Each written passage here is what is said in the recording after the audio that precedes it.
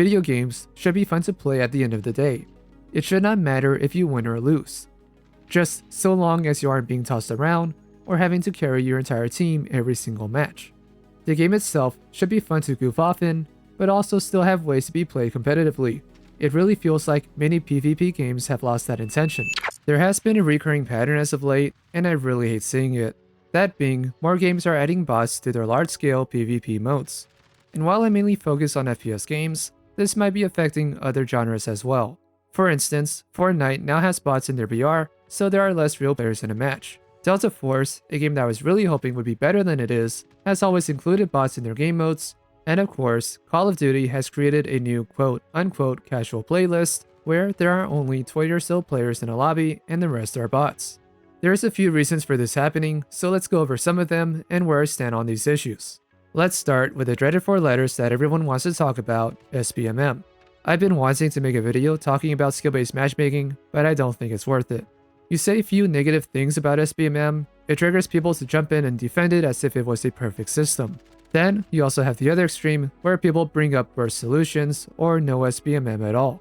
In my opinion, yes, SBMM should exist to some extent, just nowhere near as bad as it is in COD, and there should be alternative game modes that have little to no SBMM whatsoever. These would be limited time modes or party modes that focus more on random elements than actual player skill.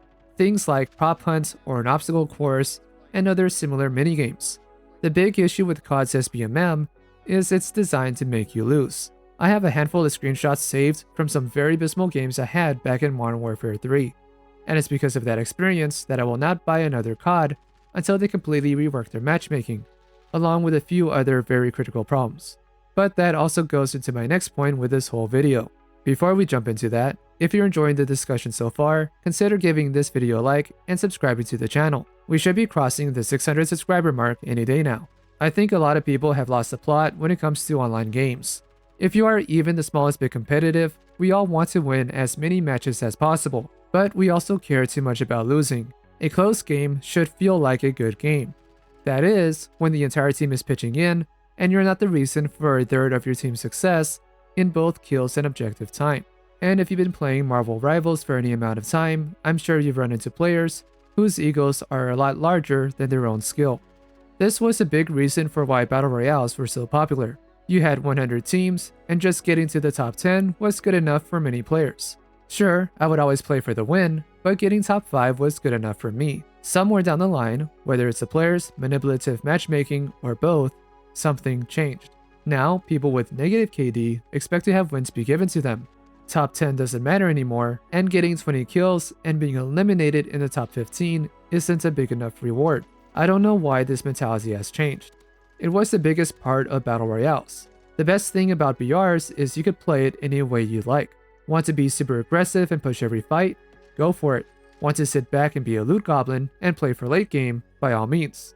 When it comes to COD, Activision has really pushed for and doubled down on this manipulative matchmaking to try and give everyone the best chances possible at winning, which includes separating an entire section of players from regular lobbies. I feel both sides are to blame to some degree. Players got greedier and want wins without putting the time in to learn the game and be a better player. Meanwhile, these games focused too much on certain analytics and stats to include bots and harsher matchmaking to try and give everyone a win. And when you have both happening at the same time, no one wins. That is, unless 80% of the lobby are bots, in which case, everyone wins. And how shallow of a win it really is. I think a little bit of marketing, some changes to SBMM, and correcting our own mentality can go a long way to resolve this. It would be nice to see games marketed with less strict SBMM for regular lobbies, but also have a tagline challenging you to reach top 10 in a lobby, as well as providing incentive and rewards for hitting top 10. It won't be crazy difficult like it is now, but you also wouldn't have the majority of the lobby being taken up by bots. This is something that shouldn't be as big of an issue as it is. I can't tell any longer if this is because of players or game publishers, or if it's because of certain game design decisions that are making players think a certain way. It really feels like there's a bridge trying to be built between PvP and single player, a bridge that doesn't need to exist in every single game. For instance, in the Souls games and Elden Ring, a random player can invade your world, and you can either duel them or team up and take on bosses. We don't really have an inverse of that in PvP. because it doesn't need to exist in most circumstances. Yet, Delta Force and COD would rather fill up lobbies with bots and have you fight them instead of actual players. I feel this is a big regression in video games, at least for online play. Sure, I spent hundreds of hours on my PS2 playing Star Wars Battlefront 2, the Burnout games, Black, and other similar games entirely offline against bots. When I go into an online PvP game, I expect to play against other people. Adding a ton of bots to an online lobby is kind of turning that PvP experience into a single player, or at best, a PvE experience, with occasional PvP and a very shallow storyline if any. That alone isn't a bad thing, but context is everything. When you have extraction shooters like Escape from Tarkov, COD's DMZ mode, or the highly anticipated Arc Raiders, it makes sense. There are objectives, challenges, and even sometimes a plotline that requires you to do specific things within the world. What's the sense of having 80 bots running around a battle royale where there isn't any of that? Well, it could only be for two reasons. One is for field dressing, just an extra annoyance to deal with to better flesh out the world and give players something to do between fights. And the second reason is just to make the game easier. We could make the game easier with a less strict matchmaking system as well, but it seems like no one wants to do that in fear of losing their player base. This comes down to expectations. Game publishers want big player numbers. The best way to do that is to please everyone, which means someone has to get screwed over. And typically, that means the hardcore players who log in every day are the ones getting the short end of the stick. I don't think either extreme is healthy for long-term success. I can talk for an hour about the game The Finals, but I'm not going to do that again. Feel free to watch my last video on that game for more context. Regardless of my thoughts, The Finals is a great game and it deserves a larger player base. And right now, it's constantly stuck between 14,000 to 20,000 current players on Steam. For a small dev team like Embark, those are great numbers. But I can't help to ask the question that there's gotta be something that's preventing more players from jumping in. In short, The Finals is a great but tough game. You have to expect to lose matches when you first jump in and take time to learn the gadgets and the flow of the game. Moving on, we also have Splitgate 2, which is a Halo meets Portal arena shooter. And with that concept alone, it's going to be a very tough game that struggles to gain players, at least on Steam. I still think they can find ways to keep an audience if they focus on some party modes that can take advantage of their Portal system. And of course, XDefiant was killed off by Ubisoft. While people are quick to say XDefiant died because it did not have SPMM, that's not really the entire answer.